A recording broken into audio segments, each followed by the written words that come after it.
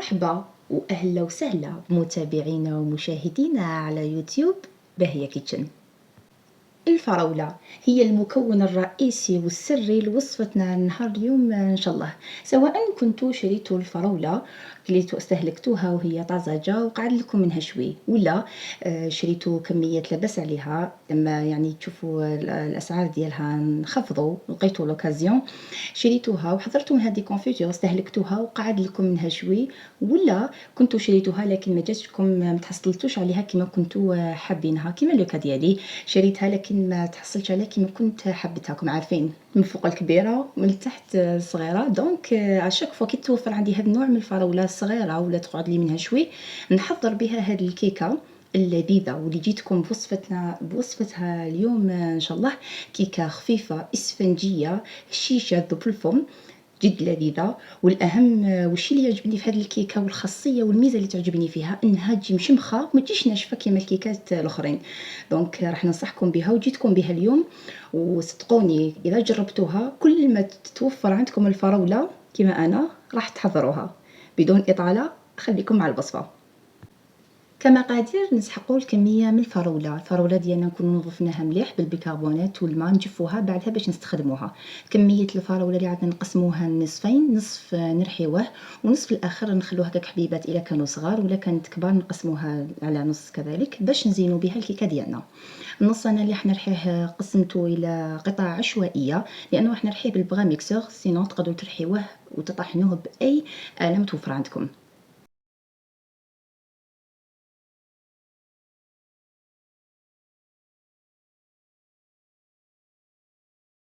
الفراولة اللي راح نرحيوها نضيفوا لها نص كمية السكر والنص الآخر نخلوه للكيكة. بالنسبة للكمية الإجمالية تاع السكر هي 150 غرام ولا كاس غربة أو العبر اللي حبيتو ديروا به. المهم العبر تاع السكر يكون نفسه تاع البيض تاع الزيت وتاع الحليب.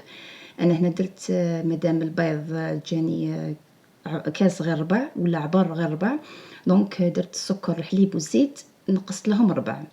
نرحيو الفراولة ديالنا، وانا كنت سبق قلت لكم بلي قطعتها الى قطع عشوائيه هكذا باش تسهل عليا العمليه. نرحيوها حتى تولينا ليس.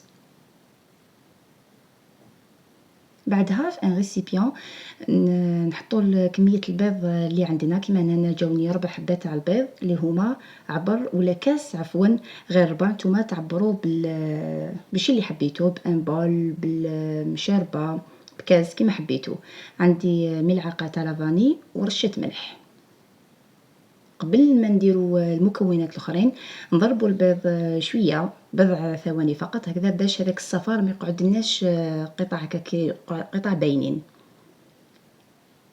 ممكن نضربوه نعطولو كيما نقولوا التضريبه الاولى، نضربوه كمره نجوزوا له المره الاولى.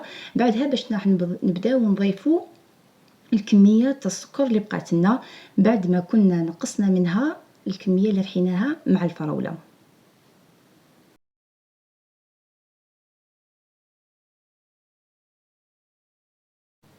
بعد ما نضربوا البيض مع السكر نطلعوهم مليح كذلك بضع ثواني، نضيفوا لهم هذاك الخليط تاع الفراوله والسكر، نضيفوه للبيض والسكر ونزيدو نكملو نخلطوه.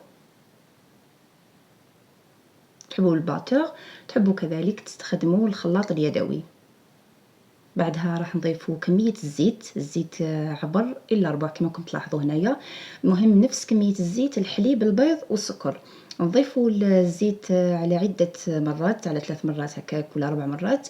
وعلاش؟ باش ما تجيناش الكيكه ديالنا ثقيله. هذه الملاحظه جد مهمه. نديروا الزيت على عده مرات، نديروا نضربوا حتى تخلص معنا كامل كميه الزيت اللي عندنا.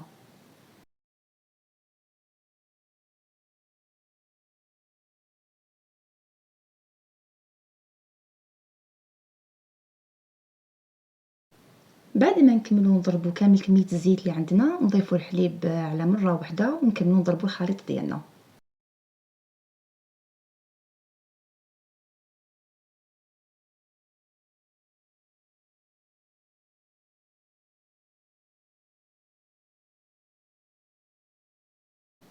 والآن يجي دور المكونات الجافة. بالنسبة للفرينة أنا كنت غربلتها من قبل، تغربلوها مرة ولا 2 مرات، المهم تكون مغربلة، وراح نعبّرها قدامكم. سينون تقدروا تستخدموا الفرينة عينكم ميزانكم، خاصةً في هاد الكيكات العادية à part la génoise bien sûr.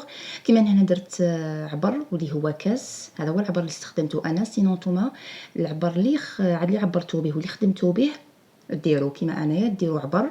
بعدها راح نضيفوا الخميرة، كيس خميرة كيميائية وزن 10 غرام bien sûr هي كذلك نغربلوها.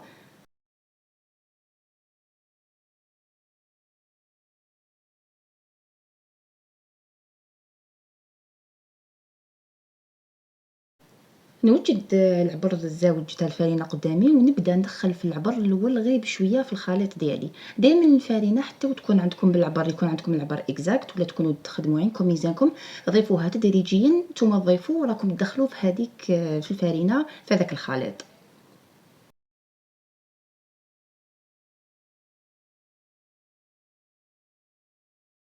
نخلطوا الخليط ديالنا مليح، نحاولوا نفتحوا هذوك الحبيبات اللي تشكلونا، وكما تقدروا كذلك تستعملوا الباتور في هذه المرحله.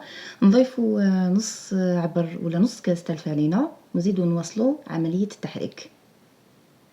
اذا الكميه الاجماليه للفرينه هي 2 عبارات ونص ولا 2 كيسان ونص تاع الفرينه.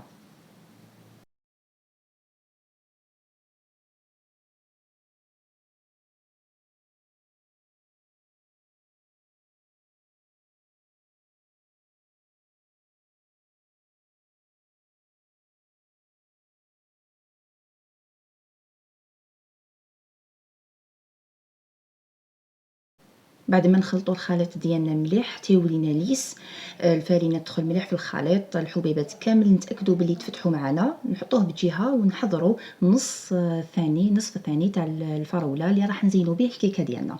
هنا بالنسبه للفراوله الا كانوا عندكم حبيبات يعني متوسطين ولا كبار شويه تقدروا تقسموهم على 4 كيما هنايا.